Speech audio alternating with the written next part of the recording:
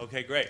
So, well, welcome to the show. And this is, we're talking about something called Evolve Our Prison Farms. And Sue was just giving me a bit of an intro before we came on, but maybe you could kind of give everybody a rundown for us.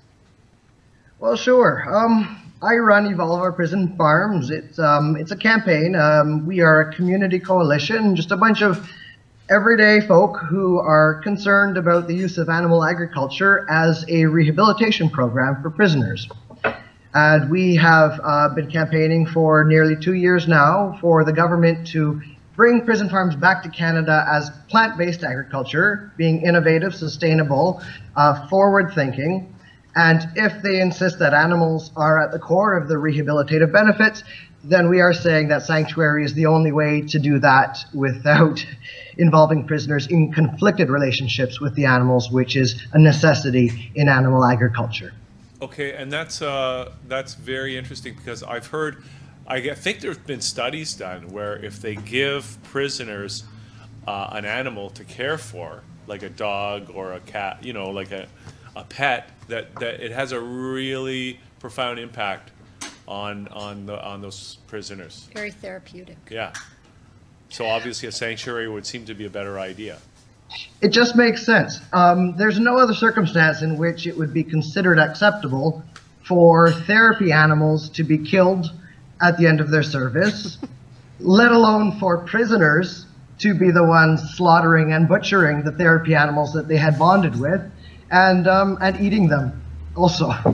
This is just such a strange scenario. And because when it comes to food, we don't always immediately associate food animals as having the same rights as any other category of animal.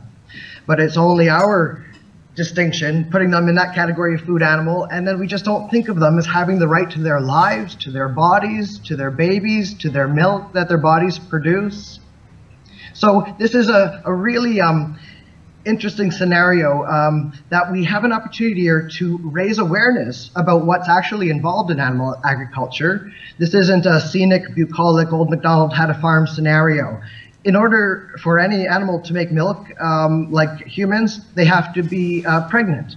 So prisoners were, in the past, before the farms were shut down, they were inseminating cows, reaching their arms up inside, inserting an insemination gun into the vagina, and impregnating the cows, then taking away their babies at birth or shortly thereafter. Males are slaughtered, females will be impregnated at the earliest opportunity. And when the cows, the mothers, as their milk productivity declines, they're slaughtered. And there is actually an on-site slaughterhouse at Joyceville Institution where the government is now introducing a new goat dairy operation. The procedures will be similar: insemination, milking, removing babies, and slaughter. And they are calling this emphasizing rehabilitation. So I guess they were shut down at some point in the past, but what is behind the movement to bring these things back online? That is a tricky question. The government says that it's responding to public demand. They recognize that people saw the value of prison farms, and people did see the value of prison farms and growing food and putting that prime agricultural land into good use. But no one's having a discussion about the involvement of the animals and what that means for the animals and for the prisoners who have to engage in these practices that tend to be overlooked, not talked about. So now the government is saying it's bringing them back as a good public relations move. However, this announcement of a goat dairy operation where the milk is now going to not be served into the prisons or to the prisoners, is going to be sold to a Chinese infant formula factory that is currently under construction in Kingston. And the selection of Kingston for this Chinese infant formula factory, which is going to ship 85% of its product back to China, and the timing of reopening the prison farms and this announcement of the prison farms producing the milk for this company, it seems is too suspicious to be just coincident. So I believe personally, but I don't have the evidence yet, but I do believe personally quite strongly that it is this deal with this company that is the reason for the supposed feasibility of reopening these prison farms. And of course, yeah, so Joyceville very close to Kingston. obviously probably part of the decision behind building the plant there, and Precisely. obviously involving the collusion, or perhaps cooperation is a less inflammatory word of the Canadian government. And what's your involvement, or do you have a connection to the correctional system, Calvin? How do you know so much about this stuff? Well, it's been 2 years now, and I've done my homework. I have read every bit of news, every media piece. I have read the entire parliamentary debate that took place when they were closing the farms. I have talked to people in the community. I have talked to the former farm supervisor. We have met with politicians from the local level to the top level, all the way up to the Correctional Investigative Canada. And next week we'll be meeting with the Commissioner of Correctional Services Canada. So But who won't you be meeting with, right? Pardon me? Ralph Goodale? You won't No, be we won't be meeting with him. He has declined our requests for meetings.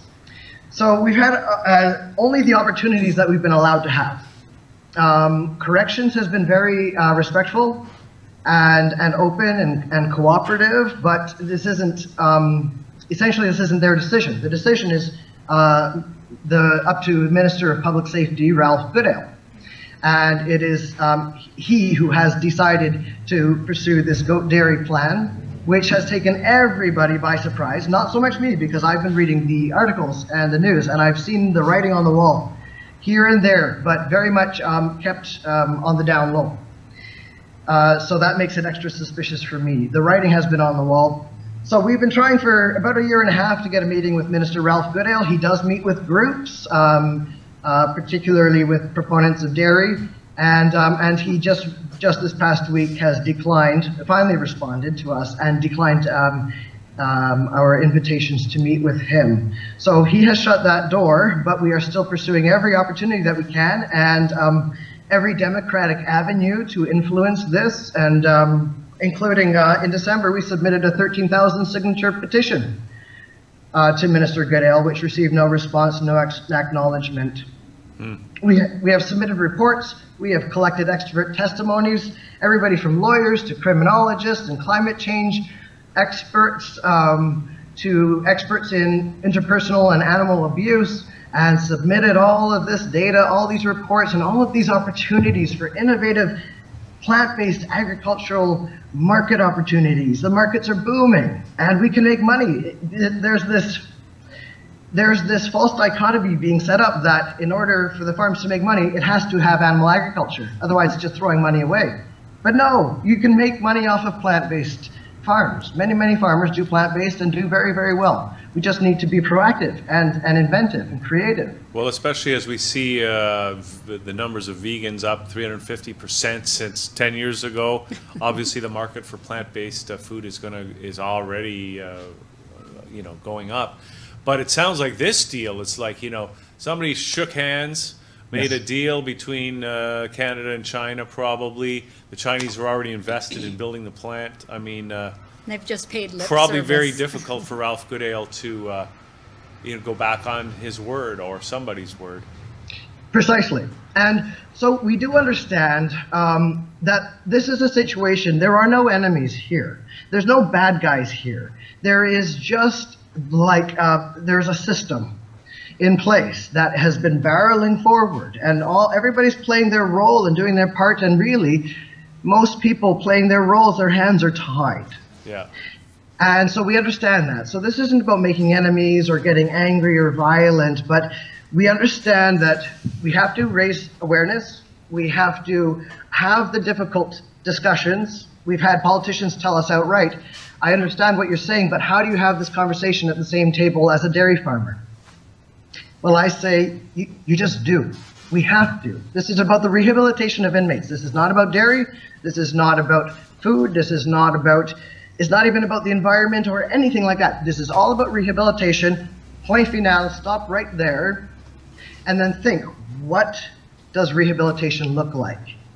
And if using animals in rehabilitation is key, then what's the best way to do that? Instead, they have begun with the assumption that it will be dairy, and it's been unquestioned, And now they're pursuing that, and it's almost like we have to scale back. Well, wait. These are all the reasons why that's not okay.